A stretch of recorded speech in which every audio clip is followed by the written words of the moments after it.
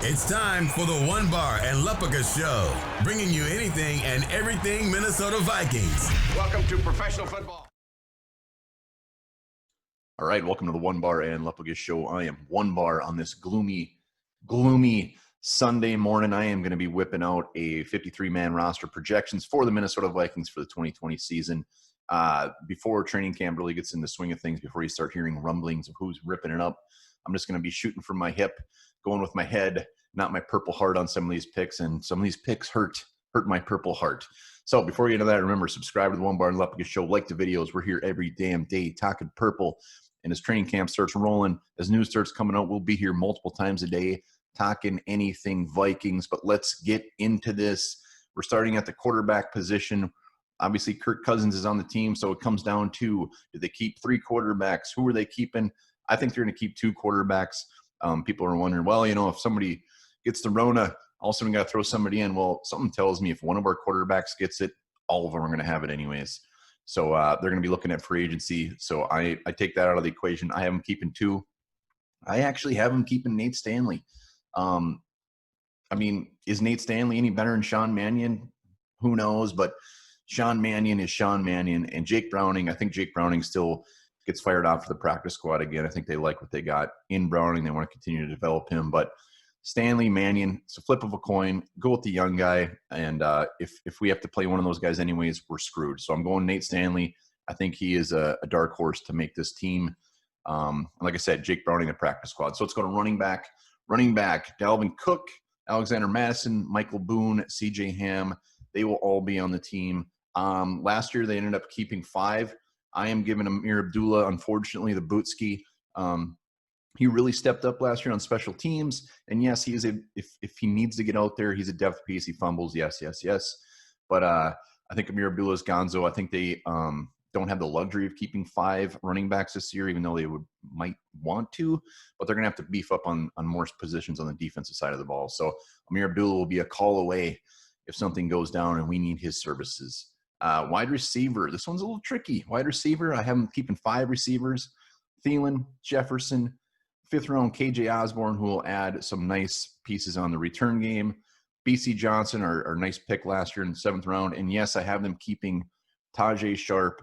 He's been a guy that I think might be a surprise cut, but when you look at this receivers, it's a very, very young group. Having a guy like Tajay Sharp that's been in the league, that has done some things, would be very, very important. So I have Dillon Mitchell out, Chad Beebe out, Courtney Davis, undrafted free agent. Everybody who's very excited about him, myself included. He's going to be right on the cusp, I bet, is making this team. But I have him hopefully sneaking onto the practice squad. I mean, he was undrafted for a reason. I know there's a lot of potential there, and he could push a guy like Tajay Sharp for that final spot, or maybe they keep 6. But Courtney Davis, I think, is someone that they can develop, someone they're excited about. But as of now, for this team, it's going to be tough for him to crack that roster, even though we all want him to.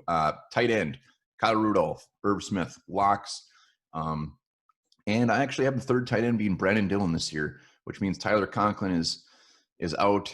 We have another rookie, Griffin Stewart, who's very intriguing, but he's probably got practice squad written all over him. But Brandon Dillon, when I look at him and Conklin, he's a serviceable tight end in this league. When he gets the chance, he shows up, he plays. He had a little rocky rookie season, but I think you just got to look at potential. Brandon Dillon surprisingly made the team last year. And the Vikings are very high on him, athletic ability. I think his potential just trumps what Conklin brings to the table.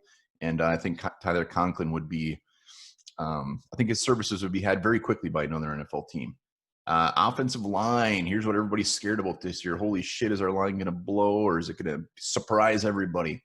Offensive tackle, when it comes to tackle, is actually pretty easy as far as how I was going to keep it. So I got him keeping Riley Reif, Oli Udoh, Rashad Hill, Ezra Cleveland, Brian O'Neill. Rookie Blake Brandel, good candidate for the practice squad, but I can't see him cracking any of these guys. Oli Udoh, Ezra Cleveland are guys that are also looking at playing at guard, so it's a win-win there. But pretty straightforward at tackle. Guard gets a little dicey. I have him keeping 4. The great Pat Elflein, yes, he's going to make this team. Drew Samia, Dakota Dozier, and I got 7th round guy Kyle Hinton sneaking onto this team. Kyle Hinton was a guy that was very sought after in that in the later ends of the draft, people wanted him. People were already calling him to get him to be undrafted free agent. But Hinton, he's going to surprise some guys. He's a mauler. He is a little bit of a project, but I think that is one guy that they probably couldn't even sneak onto the practice squad. I think there was other teams pretty high on him. So that means Collins is out. Unfortunate for him, but he's just a guy who hasn't really been able to stay healthy. So their guard is a little dicey, but like I said, from tackle, maybe they move Oliudo in there. They're already talking about Ezra Cleveland. So we'll see. That one's going to be a tough one to predict. Center, just one, Garrett Bradbury, which means Bush Jones out of there. Something tells me if Bradbury were to go down, they would just scoot Pat Elflein in there, because I don't think Elflein is a shoo-in by any means to even start at guard. So Elflein might just be a depth piece at guard and center this year. And then Jake Lucina, I think he's a guy that will sniff on the practice squad as well. So that's the offense. Heading over to the defensive side of the ball. Defensive end, have him keeping 5. Daniil Hunter, Odenabo, our 4th-round guy, DJ Wanham, who's going to see the field a lot this year. Veteran Anthony Zettel, I actually have him making the team, kind of with the receivers. We need some more veteran depth there, because I have them keeping Kenny Willekes as well, 7th-round guy that I am extremely high on. I think he's going to be a great special teamer. I think he's going to be a guy that could, in the next couple of years, really see some playing time out there and get him some sacks. Eddie Yarbrough, Gonzo. Sorry, man. Defensive tackle, Michael Pierce threw a wrench in this when he opted out. Jaleel Johnson, Armand Watts, Shamar Stephan. You know, people get upset that he's not worth it. We should just move on from him. Yes, he doesn't really put up the numbers on the stat lines, but he does do a lot of the dirty work. He is a good defensive tackle, and he's got to be on this team, especially with the young group we got here. James Lynch, our 4th rounder from Baylor, very excited about him. He is a shoo-in. Hercules Mataafa and Jalen Holmes, and those two are just by a thread. They're going to have to show up in training camp and really show that they're worth it, because there's been a lot of talk, especially about Mataafa. Not much action. Jalen Holmes has not lived up to that draft pick, but lucky for them, they don't have a ton of competition right now. David Moa, the Moa Constrictor, he's going to be one to watch, as a guy that could sneak on in this group too, but I got him as a practice squatter. Linebacker Cameron Smith just threw a wrench into this one yesterday. He's going to be out for the season with heart surgery. So again, not much competition here, but I have him keeping 5.